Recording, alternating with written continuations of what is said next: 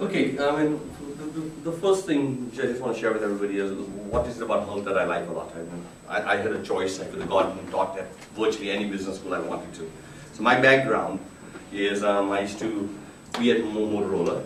I've got a PhD in engineering, and I was part of the group which actually made cell phones for Motorola and the batteries which went on, the lithium-ion batteries. And after that, I worked at Arthur D. Little, which is one of the first management consulting firms in the world. And following that, I also worked at the Monitor Group, which is Michael Porter's organization. So the choice was, of course, I could have gone to any school and teach anywhere I wanted to. And why did I choose Hull to teach at? And Hull's history was the Arthur D. Little School legacy. The legacy that you teach practical knowledge to practical people to make practical decisions.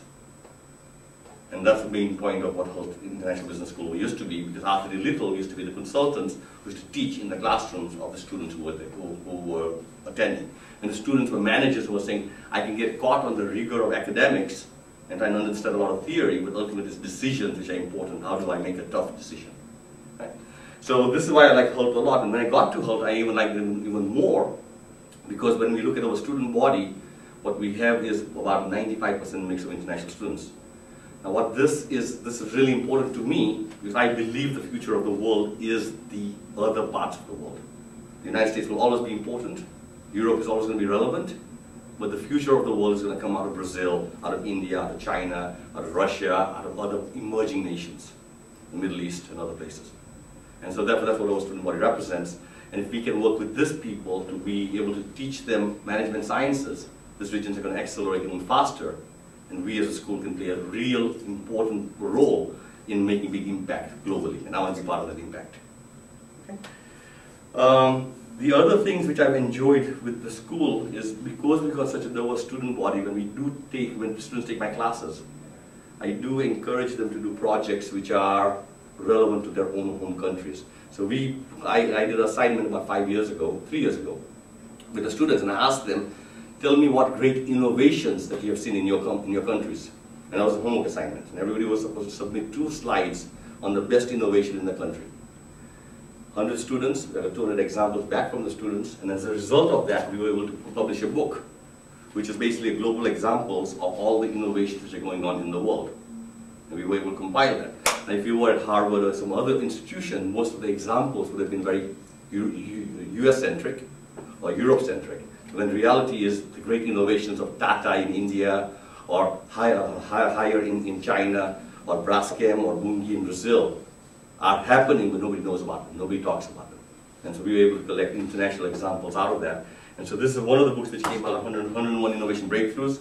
Last year's class worked on this thing. So they came up with examples of sustainability, examples on innovation. And as a homework assignment, they basically put all the knowledge inside there. And then we basically screen through it, we'll filter through it, and we create books. So students' names will go into this book as a contribution to the book that they do. So students will get that experience also to say, look, not only did I go to a business school, I contributed to the creation of new knowledge and new materials. Yeah. So this will be coming out in about 2 months, and it will be a Hull book. And on the back of the Hull book will be the people who participated, the students, but also the school's name will be in there. The positioning of Hull International Business School is global, it's international. Here at Hull in Boston, we have begun to focus a lot more on innovation also. So we offer 2 things.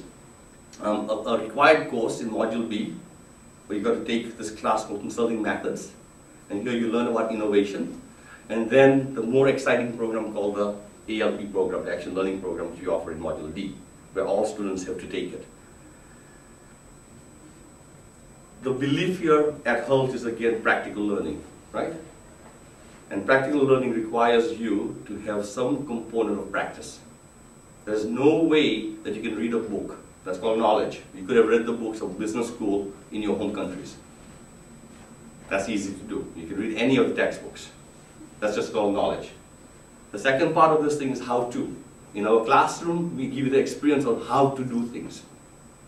And then in this Module D class, we actually teach you how to do things.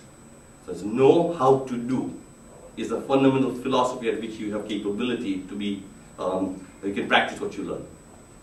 Right? So the philosophy of the school is practical. No, anybody can get a knowledge. We can give you the textbook. You don't have to come to Hull if you just want to read the books. But we don't believe you have competency or capability to do what you can do later on.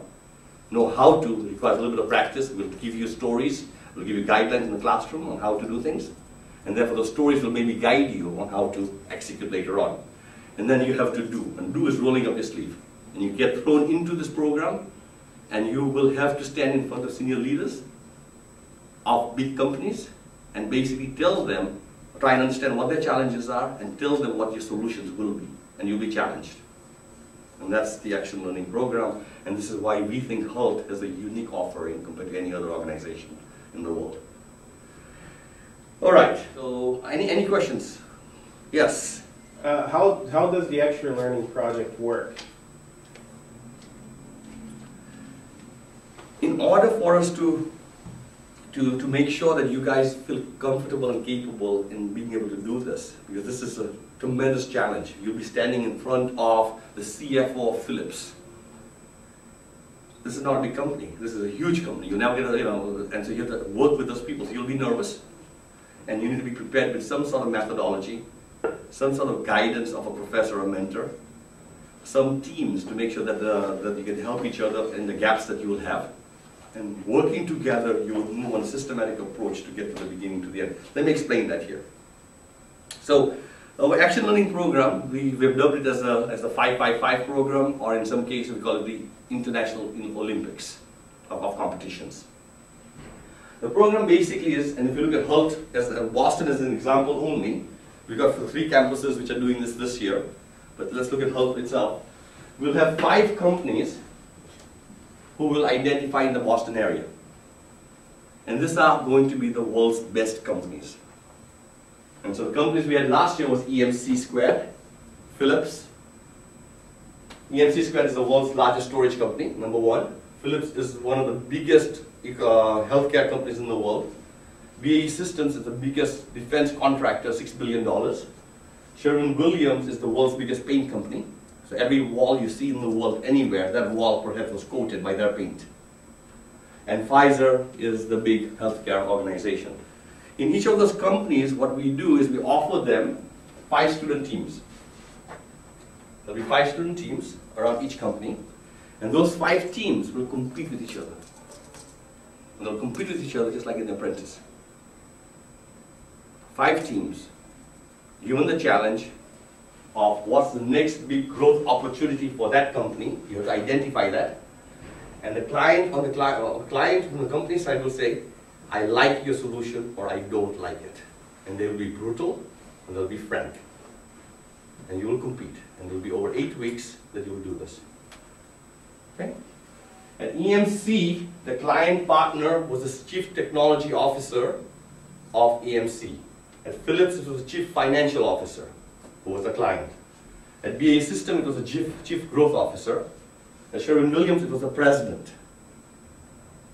And at Pfizer, it was the Chief Medical Officer and R&D Director. So we're not talking about low-level people that you'll be working with. You'll be working with the highest people in the organization with the best companies in the world, trying to solve the most difficult challenge, future growth. Question on that? How many people will be on my team, and what kind of support do I have during the program? And how long is the program? So this program will be 7 weeks long. On each team there will be 5 students. 5 students on each team, 5 teams competing to offer this client the best answer.